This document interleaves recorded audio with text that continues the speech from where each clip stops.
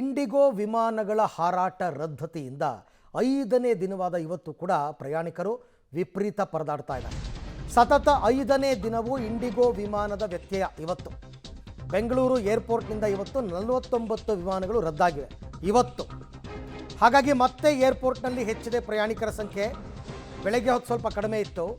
ಈಗ ticket refund ಶೆಡ್ಯೂಲ್ಗಾಗಿ ಪ್ರಯಾಣಿಕರು ಪರದಾಡ್ತಾ ಇದ್ದಾರೆ. ಸರದಿ ಸಾಲಿನಲ್ಲಿ ನಿಂತಿದ್ದಾರೆ ನೂರಾರು ಜನ. ಆಮೇಲೆ ಅದೇನು ನಿಮಗೆ ಆನ್ಲೈನಲ್ಲಿ ಆಗೋಗುತ್ತೆ ರೀಫಂಡ್ ಎಲ್ಲ, ಯಾಕೆ ತಲೆ ಕೆಡಿಸ್ಕೋಬೇಕು? ಅಲ್ಲಿ ಹೋಗ್ಬಿಟ್ಟು ಏನು ಕ್ಯಾಶ್ ಕೊಡ್ತಾರಾ ನಿಮಗೆ? ಆನ್ಲೈನಲ್ಲಿ ನಡೆದೋಗುತ್ತೆ ಎಲ್ಲ. ನೀವೇನು ಯಾವ ಬ್ಯಾಂಕಿಂದ ನೀವು ಅವ್ರಿಗೆ ಪೇ ಮಾಡಿರ್ತೀರ ಅದಕ್ಕೆ ರಿಟರ್ನ್ ಬರುತ್ತೆ. ಏರ್ಪೋರ್ಟ್ನ T1 ಮುಂಭಾಗ ಅಂದರೆ ಮೊದಲನೇ ಟರ್ಮಿನಲ್ ಕೌಂಟರ್ ಬಳಿ ಗಲಾಟೆ ಆಗಿದೆ.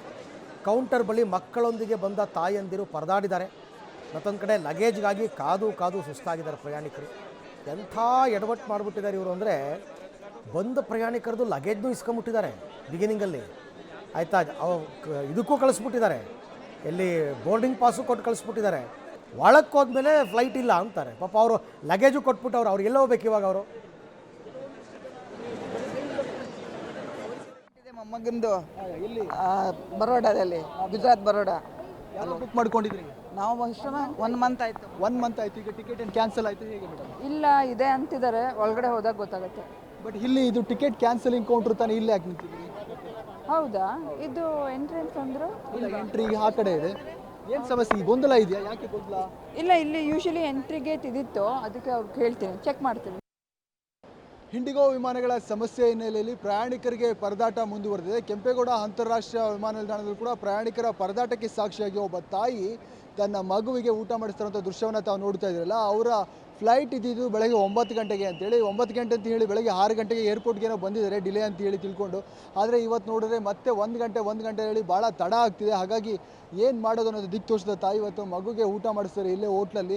ಭಾಳಷ್ಟು ಹೊರಗಡೆ ಊಟ ಮಾಡಿದರೆ 100 ರೂಪಾಯಿ 50 ರೂಪಾಯಲ್ಲಿ ಆಗೋಗುತ್ತೆ. ಆದರೆ ಏರ್ಪೋರ್ಟ್ನಲ್ಲಿ ತುಂಬ ಕಾಸ್ಟ್ಲಿ ಆದರೂ ಪರವಾಗಿಲ್ಲ, ಈಗ ಮಗು ಊಟ ತಿನ್ನಿಸ್ಲೇಬೇಕಲ್ಲ, ಈ ರೀತಿಯ ಪರಿಸ್ಥಿತಿ. ಭಾಳ ಈ ರೀತಿಯ ಸನ್ನಿವೇಶಗಳು ಕೂಡ ಇವತ್ತು ಏರ್ಪೋರ್ಟ್ ಸಾಕ್ಷಿ ಆಗ್ತಿದೆ. ಇವತ್ತು ಅವ್ರನ್ನೇ ಮಾತಾಡ್ಸೋದು. ಮೇಡಮ್, ತಾವು ಎಲ್ಲಿಗೆ ಹೊರಟಿದ್ರಿ? ಫ್ಲೈಟ್ ಯಾವಾಗಿತ್ತು? ಯಾವ ಡಿಲೇ? 2 o'clock ಐತೆ ಫ್ಲೈಟ್. ನಾವು ಇಲ್ಲಿಂದ ಗೋವಾಟಿಗೆ ಹೋಗ್ಬೇಕು. ಇವಾಗ ಅದು ಇನ್ನೂ ಡಿಲೇ ಅಂತಿದ್ದಾರೆ ಅವರು. ಯಾವಾಗ ಅನೌನ್ಸ್ಮೆಂಟ್ ಮಾಡ್ತಾರ ಹೋಗ್ಬೇಕು. ಎಷ್ಟೊತ್ತಿಗೆ ಬಂದ್ರಿ ಏರ್ಪೋರ್ಟ್? ನಾನು ಇದು ಫಸ್ಟ್ ಬೆಳಗಾವಿಂದ ಬೆಂಗಳೂರಿಗೆ ಬಂದೀನಿ. ಬೆಂಗಳೂರಿಂದ ಇವಾಗ ಮತ್ತೆ ಇನ್ನೊಂದು ಫ್ಲೈಟ್ ಐತೆ ನನಗೆ. ಆವಾಗ ನಮಗೆ 1 o'clock ಅಂತ ಹೇಳಿದ್ರು, ಇವಾಗ ಮತ್ತೆ ಡಿಲೇ ಮಾಡಿದ್ದಾರೆ. ಭಾಳ ಫ್ಲೈಟ್ಸ್ ಡಿಲೇ ಆಗ್ತದೆ. ಇಂಡಿಗೋನಾ ತಮ್ಮದು? ಇಂಡಿಗೋನೇ. ಬೆಳಗ್ಗೆನೂ ಹಂಗೆ ಹೇಳಿದ್ರು, ಅವರು ಫೋನ್ ಮಾಡಿ ಹೇಳಿದ್ರು, ಇಲ್ಲ ನಿಮಗೆ ಡಿಲೇ ಆಗೈತೆ ಫ್ಲೈಟ್ ಅಂತ. ಮತ್ತೆ ಇಲ್ಲಿ ಬಂದು ಇನ್ನೂ ಏನು ಹೇಳ್ತಾರೋ ಗೊತ್ತಿಲ್ಲ. ಅದು ಭಾಳ ದಿನದಿಂದ ಸಮಸ್ಯೆ ಆಗ್ತಿದೆ. ಡಿಲೇ ಅಂತ ಹೇಳ್ತಾರೆ, ಫೈನಲಿ ಕ್ಯಾನ್ಸಲೇ ಮಾಡಿಬಿಡ್ತಾರೆ ಭಾಳ ಫ್ಲೈಟ್. ನಮಗೂ ಇವಾಗ ಇವನ್ನ ಇಟ್ಕೊಂಡು ಹೆಂಗೆ ಮಗುನ ಇಟ್ಕೊಂಡು ಹೋಗ್ಬೇಕು ಅಂತ ನಮ್ಮದು ಅದೇ ಆಗೈತಿ. ಭಾಳ ಕಷ್ಟ ಅನಿಸ್ತಿದೆ. ಕಷ್ಟ ಆಗ್ತೈತೆ. ಇದು ಇಲ್ಲಿ ಒಬ್ಬರ ಪ್ರಯಾಣಿಕರ ಮಾತಾಡಿರೋದು.